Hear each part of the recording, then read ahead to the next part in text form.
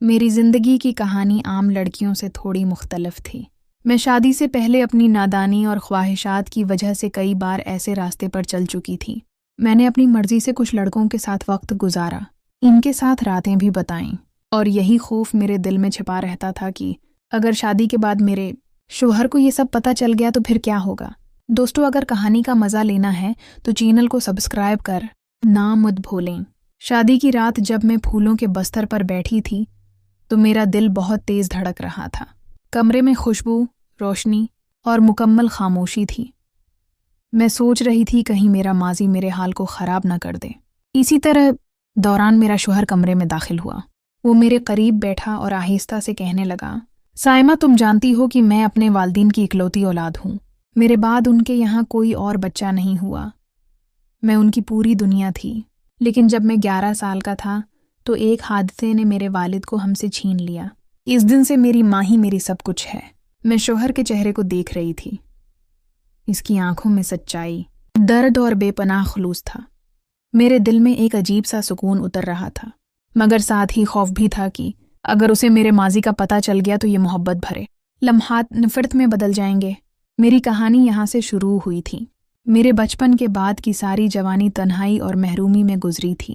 میری ماں سلائی کر کے میرا پیٹ پالتی تھی۔ وہ دن بھر مشین کے ساتھ مصروف رہتی اور میں گھر کی خاموشی میں کھوئی رہتی۔ پھر ایک دن میری زندگی میں یاسر آیا۔ وہ پڑوس کا لڑکا تھا، بہت خوبصورت اور دلکش تھا۔ وہ اتنا خوبصورت تھا کہ ہر لڑکی اس پر مر مٹنے کو تیار تھی۔ جب وہ مجھے دیکھ کر مسکراتا تو میرے اندر ایک بجلی سی دوڑ جاتی۔ ہماری چھتوں کے درمیان ایک چھوٹی سی دیوار تھی۔ ہم دونوں اکثر چپکے وہاں باتیں کرنے لگے۔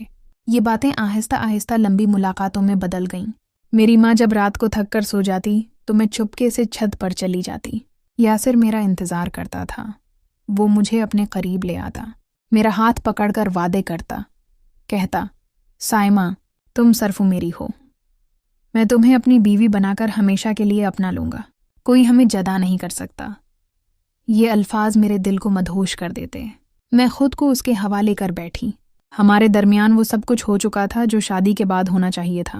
میں جانتی تھی کہ یہ غلط تھا، لیکن اس وقت میرا دل، میری خواہشات اور اس کی قربت نے سب کچھ جیت لیا تھا۔ وقت گزرتا رہا۔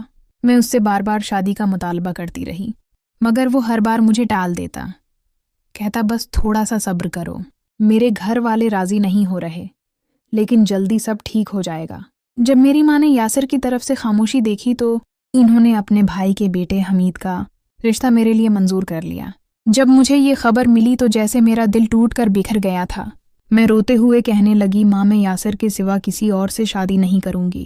ماں نے کہا، یاسر تجھ سے شادی نہیں کرے گا، بیٹی آنکھیں کھول کر دیکھ۔ تو پھر امی نے خود یاسر کو بلا کر صاف صاف بات کی۔ میں دروازے کے پیچھے کان لگا کر کھڑی تھی، میری سانسیں رک رہی تھیں۔ جب یاسر نے کہا، خالہ، میں چاہتا ہوں کہ میں سائمہ سے شادی کروں، لیکن میرے گھر والے کبھی راضی نہیں ہوں گے۔ آپ اپنی بیٹی کی شادی وہاں کریں جہاں آپ کا دل چاہے۔ یاسر کی یہ بات سن کر میری دنیا اجڑ چکی تھی۔ میں رو رہی تھی، چیخ رہی تھی، مگر یاسر کے لہجے کی سردی نے میرا دل توڑ دیا تھا۔ اس کے بعد میں نے فیصلہ کر لیا کہ میں کبھی اس سے نہیں ملوں گی۔ چند دنوں کے بعد میری شادی حمید کے ساتھ ہو چکی تھی۔ وہ بہت اچھا انسان تھا، دل کا صاف اور سمجھدار بندہ تھا۔ پہلی رات جب وہ میرے قریب آیا تو میرا دل زور زور سے دھڑک رہا تھا۔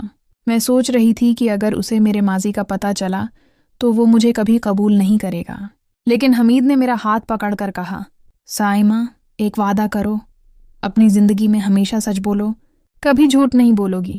میری آنکھوں میں آنسو آ گئے۔